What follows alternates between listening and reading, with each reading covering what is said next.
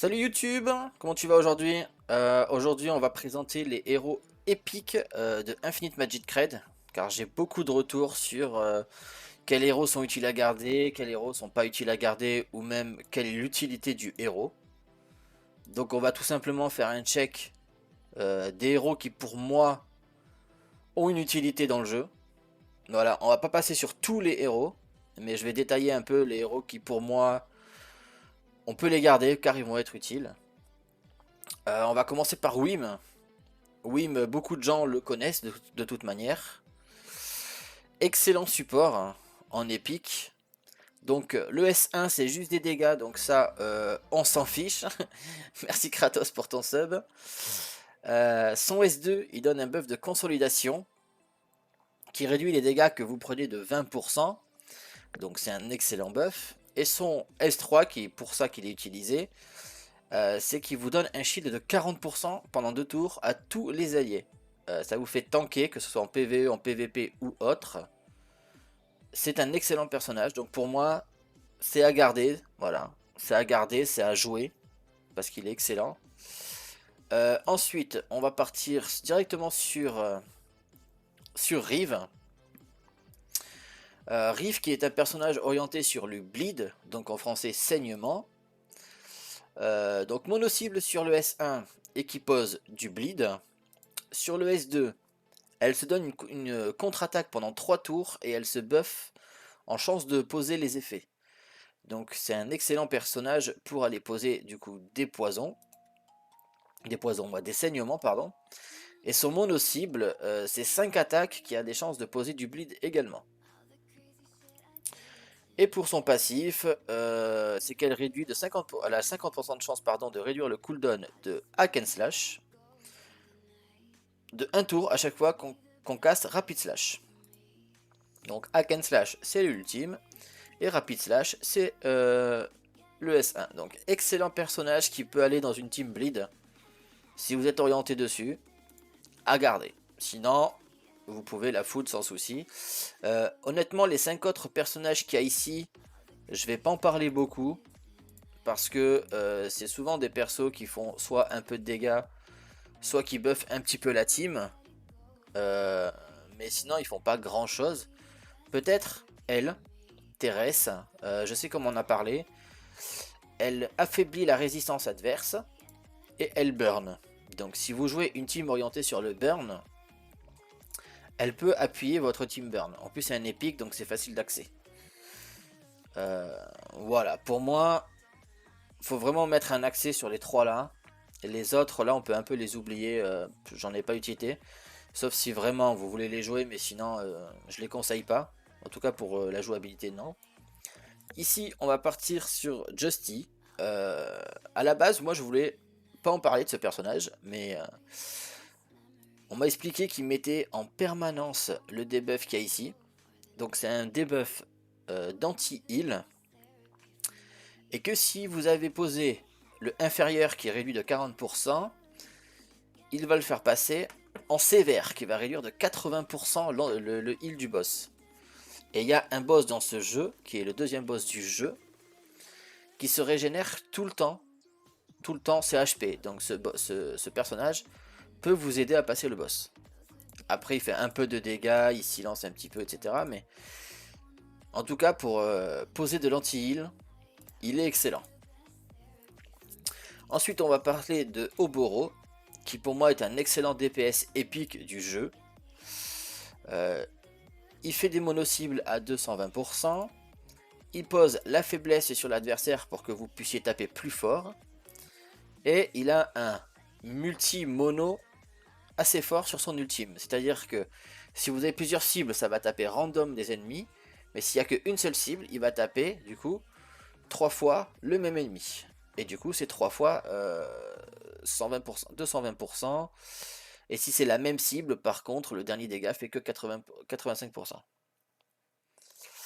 Voilà, donc c'est un excellent DPS en épique. Si vous avez rien d'autre, vous pouvez partir sur Robo. Alors je vais parler de Christian, même si beaucoup de personnes ne sont pas d'accord spécialement avec moi ou avec le personnage. Je trouve que Christian est un excellent perso au début aussi. il peut vous carry, son kit est loin d'être nul. Son kit c'est un stun sur le S1, c'est une protection en fonction des HP max de Christian, donc un peu comme Wim qu'on a vu en dessous. Son ultime c'est une AOE, donc 300% AOE. Et son passif, c'est qu'il a au total 40% de chance que quand il prend un coup dans la tronche, que son ultime soit reset de 1 tour. Donc si vous le jouez en tant que carry, en tant que A5, du coup vous l'avez tout seul sur le terrain, il va quasiment tout le temps ultime. Donc ça fait un bon clean wave. Et il va protéger un peu votre équipe. Donc il est correct, il n'est pas non plus excellent par rapport à d'autres héros, mais il peut faire le taf. Moi j'ai déjà fait une aventure avec lui, il fait le taf. On va parler de Verto. Verto, il réduit l'effect hit de la cible, donc c'est les chances de toucher un malus. Il a un buff de 40% d'attaque pour la team. C'est quand même excellent, un buff de 40% d'attaque. Et il peut réduire le crit adverse. En plus de réduire un peu la barre ATB, etc. Donc c'est un bon support. Voilà, c'est situationnel. On peut l'utiliser par exemple sur boss de guild, ou en donjon, ou dans certaines occasions. Mais voilà, faut connaître qu'il a quand même un buff de 40% pour la team. Donc ça peut être un gros boost de dégâts pour vous. Les autres, je pense pas trop en parler. Lui, c'est un support, mais il fait pas grand chose. Voilà, surtout qu'on a Space, qui est un légendaire qui fait la même chose au bout de 7 jours gratuitement. Donc je vais pas en parler. Et Capello, voilà, il provoque, il donne un peu de buff, mais c'est comme Wim, en moins bien. Donc personnellement, je n'en parlerai pas non plus de celui-là. Pour cela, alors pour cela, on va parler de surtout 3 parce que le cinquième, on va pas en parler tout de suite parce que c'est un personnage boutique, donc je montrerai plus tard où est-ce qu'il est, mais pour l'instant on peut pas le dropper lui. Donc Chapeautite et Luz que vous avez ici, donc la momie et le lézard, sont un très bon starter, c'est-à-dire qu'ils ont des AOE pour clean facilement les waves. Pour faire le mode normal et le mode hard, ils peuvent vous dépanner le temps que vous chopiez mieux. Donc c'est des excellents starters. Si vous n'avez rien d'autre, si vous chopez que des tanks, si vous chopez que des supports, etc. en légendaire, et que vous n'avez pas de DPS, ces deux-là, ils font le taf. Ils font que des AOE. Donc gardez... Voilà, si vous avez rien d'autre, jouez-les. Ensuite, on va parler de L, qui est un support qui speedrun les adversaires sur tous ses sorts.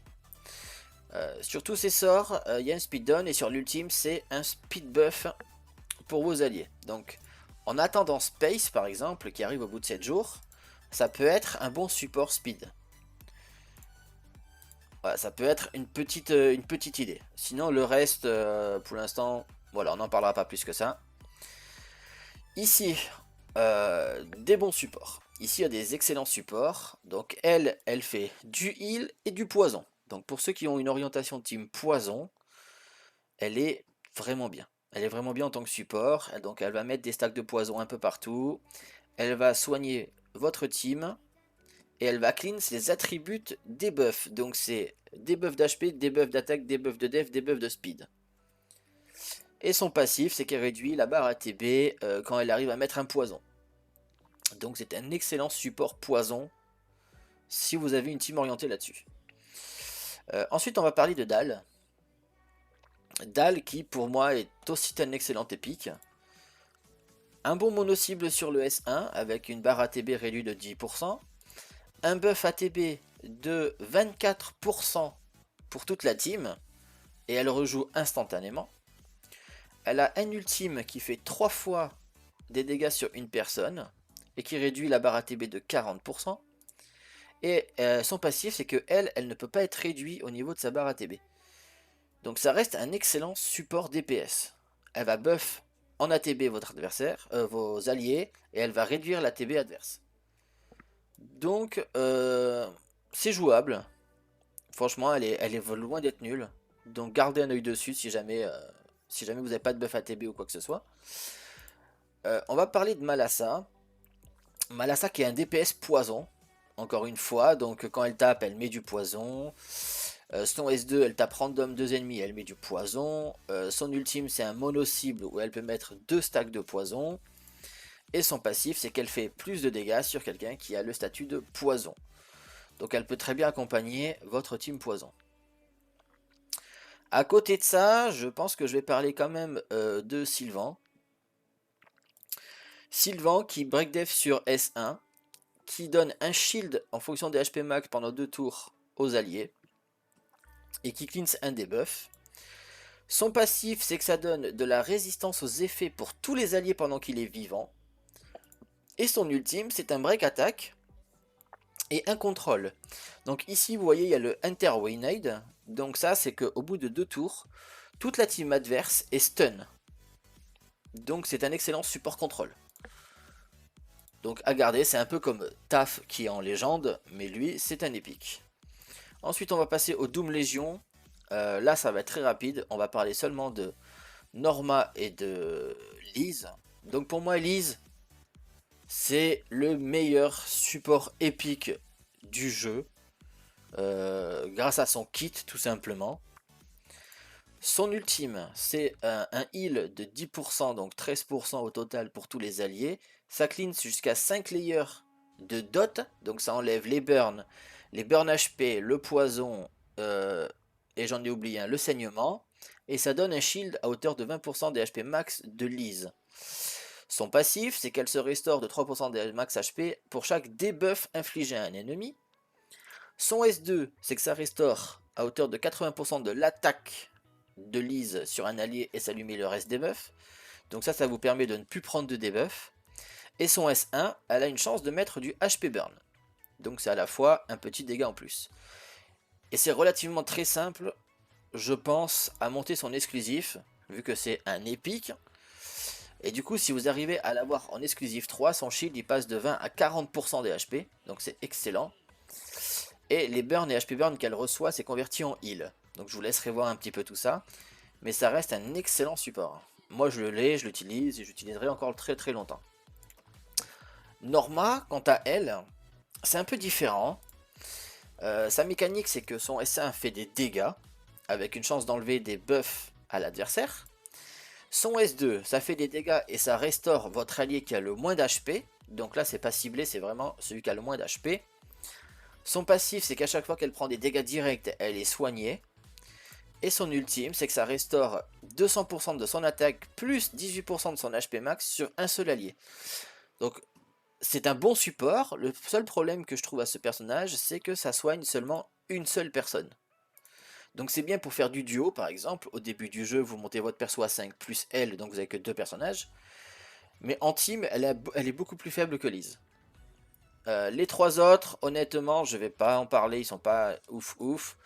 On peut parler un petit peu de Monchka si certaines personnes s'intéressent au HP burn.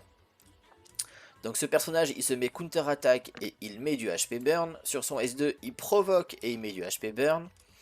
Son passif c'est qu'il a 60% de chance de se restaurer des HP quand il prend des dégâts directs alors que la cible est sous HP burn.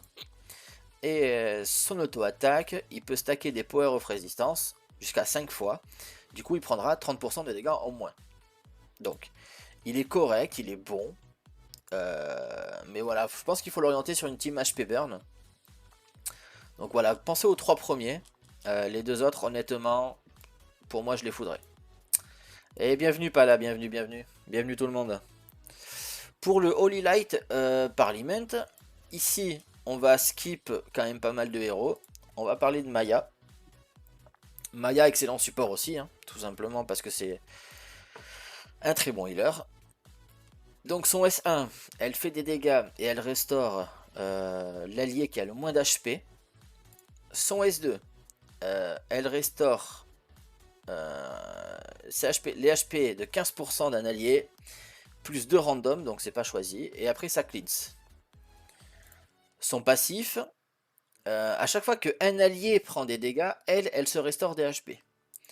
Et son ultime, c'est Maya qui perd 35% d'HP, donc bien sûr c'est réduit si vous avez des exclusifs, c'est réduit à 15% au lieu de 35%. Et ensuite ça restaure les alliés. Ça restaure sur 3 paliers. Donc le premier palier ça donne consolidation pour s'ils sont full HP. Avant la deuxième restauration ça leur donne des shields.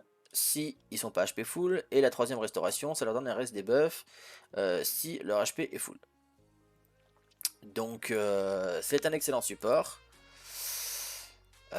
Ensuite, on a Kaido. Kaido qui est un excellent support aussi. Ça stun sur... Enfin, il y a 40% de chance de stun sur son S3. Il se donne un buff d'immortalité et un shield pour la team. Donc c'est un excellent personnage. Protection contrôle, il va pas beaucoup vous heal, mais il contrôle les adversaires. Ensuite on peut parler un peu de Fegan. Pour ceux qui auront une team orientée sur de la défense. Donc il stun sur S1, il fait des dégâts en fonction de sa défense. Son S2, il donne un shield à ses alliés de 20%. Lui, il gagne un shield de 30%. Attends, j'ai mal lu peut-être. Donne un shield de 20% à ses alliés pour 2 tours. Donne un shield de 30% pour 2 tours. S'ils n'ont pas de shield. Ça va, c'est fort. Passivement, il augmente la def de 30%. Si vous avez exclusif 2, il va donner un passif de 60%. Et pour son ultime, il a 60%, skill up 80% de chance de stun avec des dégâts de défense. Donc pour une team défensive, il est, je dirais quand même assez excellent. Il faut voir qu'est-ce qu'on peut en faire, mais il faut garder un œil dessus. Alors il nous reste plus que 4 factions, donc on va passer dans les Forgotten. Alors je sais que certains jouent, je crois que c'est elle ou l'autre. Je ne sais plus, je vais juste vérifier. Non, elle freeze. Elle freeze et elle met la faiblesse. Je crois que c'est sa sœur qui fait autre chose. Elle débuff contrôle, je crois. Ouais, elle met du speed on un peu partout. Et elle peut endormir les adversaires. Donc endormir l'adversaire ne jouera pas tant que le debuff n'est pas parti. Donc vous pouvez garder un œil sur elle. Elle peut contrôler quand même pas mal la team. Mais moi j'ai parlé de Death Channel. Death Channel qui sur son S1 réduit l'effect hit de la cible. Sur son S2 elle met un anti-heal. Donc l'anti-heal qui peut aider dans le deuxième donjon d'équipement. Vu que le boss ne fait que se régène, elle peut mettre un anti-heal. Sur son passif, elle est immunisée, elle, à l'anti-heal. Et sur les personnes qui sont sous anti-heal, elle fait plus de dégâts. Enfin, la team fait plus de dégâts. Et sur l'ultime, elle buff ATB de 15% les alliés. Et elle restaure ses HP. Donc ça peut être un bon buff ATB aussi pour vous. Voilà, à garder un œil dessus. Mais pour moi, elle est largement jouable. Ici, beaucoup de bons héros. On va commencer par Holder. Holder qui peut être votre carry pendant très longtemps. Beaucoup savent que j'en peux plus de ce héros, mais ça reste un excellent héros. DPS, qui va taper sur du bleed aussi. Donc il fait à la fois des dégâts physiques et des dégâts bleed. Son S2 c'est une AOE, qui fait des dégâts et qui met du bleed. Et son S3, il buff son attaque de 20%, il a un counter attaque pendant 3 tours, et il rejoue directement. Donc c'est un personnage qui peut vous carry pendant très longtemps. Donc gardez-le en tête, si vous n'avez pas de DPS, etc. Holder peut faire largement le taf. Bizden. Bizden, il a un kit et une utilité particulière, c'est quand il est exclusif 3, ou même un peu avant, il faut voir. En exclusif 3, en fait, la personne qui reçoit le buff de Bizden rejoue directement. Et le buff qu'il reçoit, c'est celui-là. Donc la cible reçoit 40% d'attaque, 50% de crit et 60% de crit damage. Donc si il refait jouer votre personnage qui fait très très mal, vous lui donnez ce buff, donc votre DPS gagne 40% d'attaque, 50% de crit, 60% de crit damage. Sur des persos comme Margarita qui fait très mal en AOE, comme Slagdo et j'en passe, vous le buffez, vous envoyez une grosse patate. Vraiment une grosse patate. Donc gardez-le en tête qui peut être en combo avec beaucoup de héros. On va passer sur Vedar. Vedar, excellent support aussi. Chance de stun sur le S1. Chance de stun toute la team sur le S2. Le S3, il vous donne un shield à hauteur de ses HP et consolidation. Donc ça vous fait tanker un petit peu plus. Et pour son passif, c'est qu'il gagne plus de chances de hit, donc plus de chances de mettre ses stuns sur les personnes qui ont moins d'HP. Donc c'est un excellent perso contrôle protection si vous avez rien d'autre. Si vous n'avez pas Wim, etc. Ça peut être un excellent perso. Et on va parler de Magir également, qui est dans la même catégorie que Wim, que Vedar, etc. Donc lui, il break def sur S1. Il donne un shield à hauteur de 16%, donc maxé 22% de ses HP max pendant 2 tours. Son passif, c'est qu'il a 30% de chance de mettre un anti-heal sur l'adversaire pendant 2 tours si lui-même a un shield, quand il prend des dégâts directs. Et son ultime, c'est un shield de 20% pendant 2 tours avec 60% de chance de provoque la cible. Donc c'est un excellent aussi support qui va vous protéger votre équipe.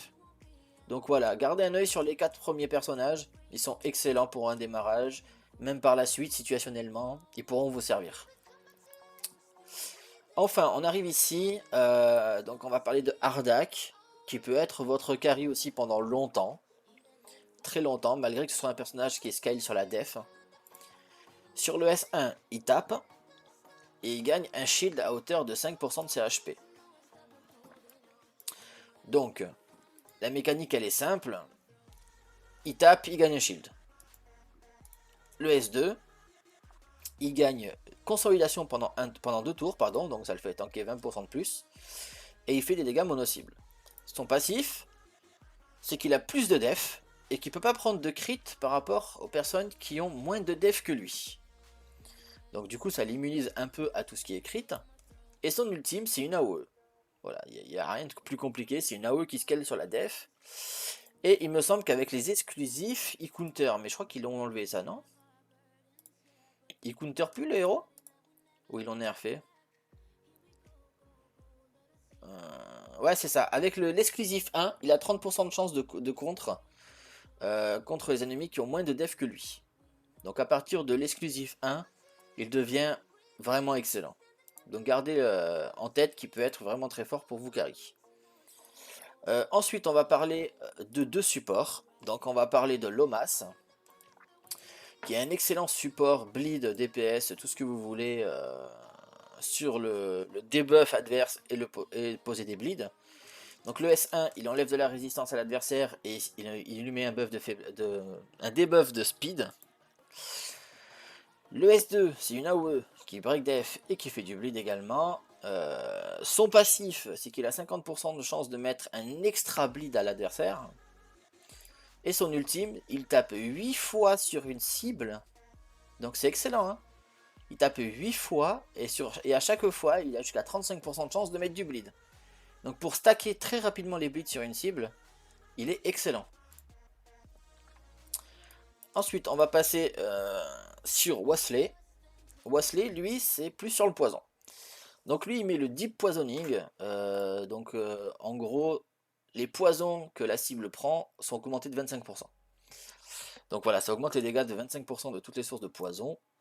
Le S2, c'est un heal qui restaure 5% des HP max plus 60% de l'attaque de Wesley. Le passif, ça restaure les HP des alliés à chaque fois que Wesley attaque une cible qui est sous poison. Et l'ultime, c'est une AOE qui met du poison tout simplement et qui break attaque. Donc excellent support poison aussi, qui soigne un petit peu. Donc sur une orientation poison, c'est excellent. Ensuite, on va parler de Lester. Lester, c'est un perso particulier. Il va pas à proprement parler de carry, c'est plutôt de one shot ce personnage. Son passif dit qu'il a crit garantie au début du tour, et après c'est tous les 4 tours. Donc, comment on build ce genre de personnage? Attaque, speed, crit damage. Il n'a pas besoin de crit rate ce personnage. Vous avez juste besoin de la blend d'attaque et la blend de crit damage. Parce que de toute façon vous avez crit garantie. Derrière, vous avez une AOE avec le S3 qui fait très mal, et encore plus avec les exclusifs. Ça reste un épique, donc assez simple à avoir les exclusifs. Donc ce genre de combo, vous le jouez avec Beastden par exemple, que j'ai cité juste avant, qui buff en attaque, en crit damage, qui va le faire jouer direct. Vous lancez un ultime, généralement il n'y a plus rien en face. Il n'y a vraiment plus rien en face. Donc situationnel, très fort en arène, très fort en 3-3 aussi. Et en PvE, il peut vous aider à clean une wave entière à lui tout seul. On va parler de Mori, qui peut être également un très bon carry early game pour vous. Voilà, qui va faire le premier mode de jeu, le deuxième mode de jeu sans problème. Donc lui c'est un pur dégât, il n'y a pas de trop de soucis là-dessus. C'est du pur dégât direct, il speedrun l'adversaire, il se met fufu, et il a une AOE. Moins il y a de cibles, plus tu feras de dégâts. Voilà, donc c'est du pur dégât, il va vous servir. Voilà, si vous n'avez pas de héros légendaire encore une fois, il marche très bien. Et ensuite on va passer sur les Wizard Eyes, donc c'est la dernière faction. Ici on va parler de Eden. Eden qui est un excellent support toujours. Break attack sur S1. Vous avez un buff attack sur S2. Et quand vous avez l'exclusif 2 de ce héros, donc c'est des doublons, vous gagnez 15% d'ATB quand vous lancez le sort. Donc c'est excellent pour un support. Et sur le S3, quand vous avez l'exclusif 3, encore une fois, vous avez à la fois un bonus d'HP, parce qu'elle vous heal, et un bonus de speed. Donc c'est un très bon support. Ensuite, on va parler de Sylvester, qui pour moi est un des meilleurs mono-cibles épiques. Grâce à son ratio déjà qui est très élevé sur son ultime. Donc on est sur du 700%. 700% de dégâts sur un ultime pour un épique, c'est excellent. En passif, il gagne du crit damage. Voilà. Tous les alliés gagnent du crit damage tant que ce personnage est debout aussi. Donc franchement, c'est un personnage à garder quand même de côté. Si vous manquez de mono-cible, il peut faire le taf. Voilà. Ensuite, on va parler de Magis, qui est un excellent support heal aussi. Hein. Lui, par contre, il ne met pas de shield, etc. Mais sur S1, il réduit la barre ATB adverse. Sur S2, il va restaurer les HP max d'un allié et de 2 random. Donc ça va donner des stacks de heal à votre équipe. Tac. Ensuite, son passif, c'est que quand il lance un sort, il a, tu vois, une fois que il est skill up, il a 100% de chance de gagner des layers de heal en plus. Donc c'est du heal en plus. Et enfin, son ultime, c'est un gros heal de 100% de son attaque, plus 8% des max HP à tous les alliés. Donc c'est un soigneur, tout simplement. Et de qui pourront-on parler de plus? De elle. Et je vais finir sur elle. Vero, qui est, pour ceux qui connaissent, la version Ascindo, mais en épique.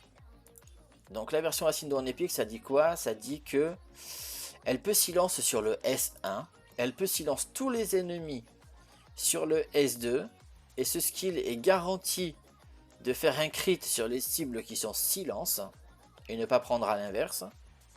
Et son ultime, c'est pareil, c'est une AOE qui a une chance de silence. Donc ça peut être un excellent support pour silence les adversaires, et pour à la fois aussi contrer Ascindo, car ce personnage là ne peut pas être silence. Donc s'il joue juste derrière une Ascindo qui va vous silence, elle peut silence aussi l'adversaire. Donc à garder en tête, ça peut contrer des Ascindo.